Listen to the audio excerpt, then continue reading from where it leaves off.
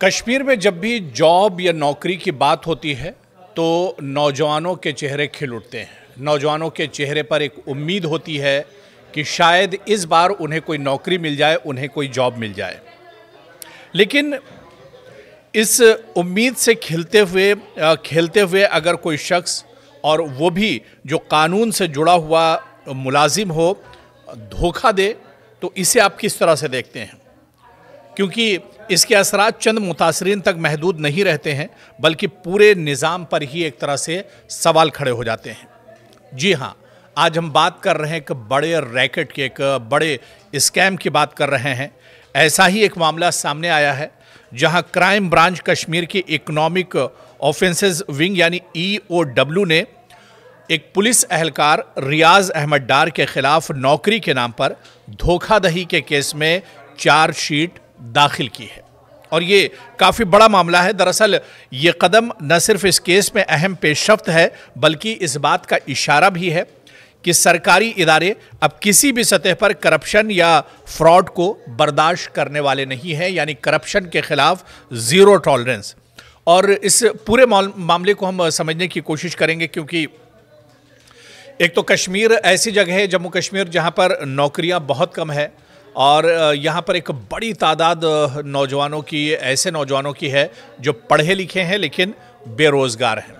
और एक सर्वे भी हमने कराया था और उस सर्वे में भी हमने देखा कि जो सबसे बड़ी जहनी उलझन की वजह कश्मीर में है, या नौजवान जिस तरह से नशे की तरफ जा रहे हैं, नशे के आदी हो रहे हैं, इसके पीछे एक बड़ी वजह बताई जा रही थी कि नौजवानों को नौकरी नहीं मिल रही। यानी पढ़े लिखे हैं, अच्छे अच्छे कोर्सेज किए हुए हैं, अच्छी अच्छी डिग्रियां उनके पास हैं, लेकिन उनके पास नौकरी नहीं है। और ऐसे में जब इस तरह का कोई स्कैम सामने आए, इस तरह का कोई फ्रॉड सामने आए जहां पर नौकरी के नाम पर धोखाधड़ी की गई हो, तो आप समझ सकते हैं कि ऐसे में जम्मू कश्मीर के नौजवानों को एक बड़ा धचका लगता है। आप देखिए कि EOW की तहकीकात या जांच उस वक्त शुरू हुई जब इन्हें काबिल एतबार मालूमात मिली कि पुलिस एहलकार रियाज अहमद डार, जो कि लोगों को सरकारी नौकरी दिलाने के बहाने रकम वसूल कर रहा था, एक मोटी रकम लोगों से ले रहा था। और ये मामूली इत्तला नहीं थी, बल्कि ऐसी इंटेलिजेंस थी जिसने EOW को एक बाकायदा इब्तिदाई इंक्वायरी शुरू करने पर मजबूर कर दिया। जब इसकी जांच पड़ताल शुरू हुई, जब इसकी खोज शुरू हुई, तहकीकात शुरू हुई, तो पता चला कि ये मामला बहुत बड़ा है। एक दो लोग नहीं, रियाज अहमद जैसे जालसाज ने बहुत से लोगों को दरअसल ठगा है। और आप देखिए कि इस मामले की जो इब्तिदाई इंक्वायरी है क्या कहती थी। तहकीकात के दौरान ये भी सामने आया कि रियाज अहमद डार ने अपने ओहदे और असर और रसूख का गलत इस्तेमाल किया है। मुतादिद मासूम अफराद से नौकरी दिलाने के झूठे वादे इसने किए और इन वादों की आड़ में भारी रकम भी इसने वसूल की। ये दरअसल वो लोग थे जो सरकारी रोजगार के लिए बरसों से जद्दोजहद कर रहे थे और इन्हें जज्बात को इस्तेमाल करके इनसे पैसे ऐंठे गए और रियाज ने ऐसे ही लोगों को दरअसल शिकार बनाया। दरअसल आप देखिए कि जैसे ही इस इत्तला की, इस पूरे स्कैम की तस्दीक हुई और बाज़ाब्ता ये जब केस आगे बढ़ा, तो इसमें आप देखिए कि धोखाधड़ी, फ्रॉड, गलत बयानी, नाजायज़ तरीके से जायदाद या रकम हासिल करना, ये तमाम चीज़ें इसमें शामिल थीं।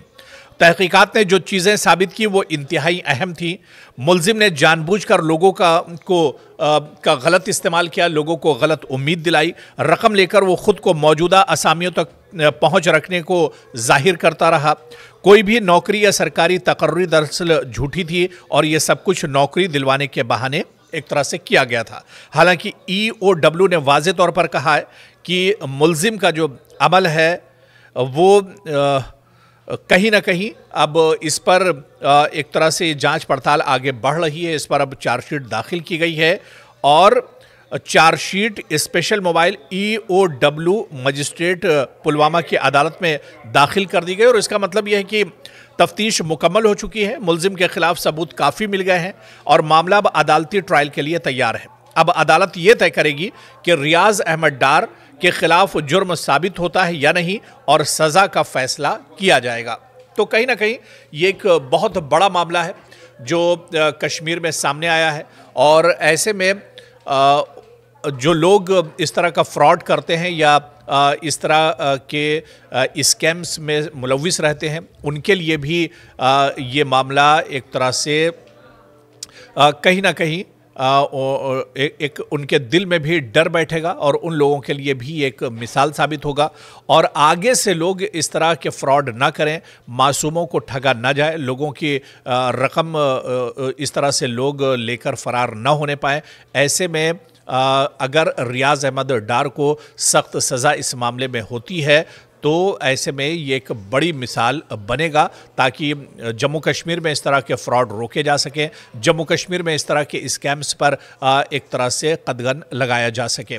अब देखना ये बहुत अहम होगा, क्योंकि अदालत चार्जशीट दाखिल हो चुकी है। अदालत क्या कुछ अब कहती है और इस पर क्या कुछ फैसला आने वाले दिनों में आता है। लेकिन इतना ज़रूर है कि आप भी होशियार रहें और किसी भी ऐरे गैरे या नत्थु खैरे के हाथ अपनी जो किस्मत है, आपकी जो कमाई हुई रकम है या आपके वालिदैन की जो कमाई हुई रकम है, वो किसी के भी हवाले ना करें।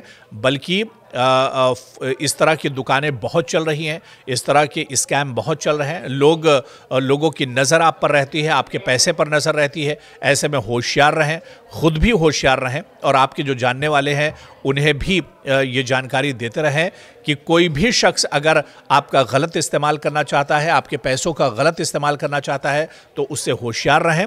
और जब भी नौकरी के लिए, जॉब के लिए कोई अगर आपको इस तरह से ठगता है तो पहले उसके बहुत अच्छे से जांच पड़ताल कीजिए, उसके बारे में मालूमात हासिल कीजिए और उसके बाद ही कदम आगे बढ़ाइए। और अगर किसी पर आपको शक होता है कि यह फ्रॉड कर रहा है या स्कैम कर रहा है या आपके साथ खिलवाड़ कर रहा है, तो उसकी शिकायत आप इंतज़ामिया से ज़रूर कीजिए, ताकि ऐसे बैरूपिये और ऐसे जो फ्रॉड और जालसाज हैं वो एक तरह से इंतज़ामिया की गिरफ्त में आ सकें। तो रियाज का ये मामला ज़रूर सामने आया है, लेकिन ये मामला एक मिसाल बनेगा और ऐसे में लोगों की आंखें भी खुलेंगी जो हर किसी पर एतबार कर लेते हैं नौकरी के नाम पर, जॉब के नाम पर। तो आप भी होशियार रहिए और आगे से कोई ऐसी गलती या ख़ता मत कीजिए।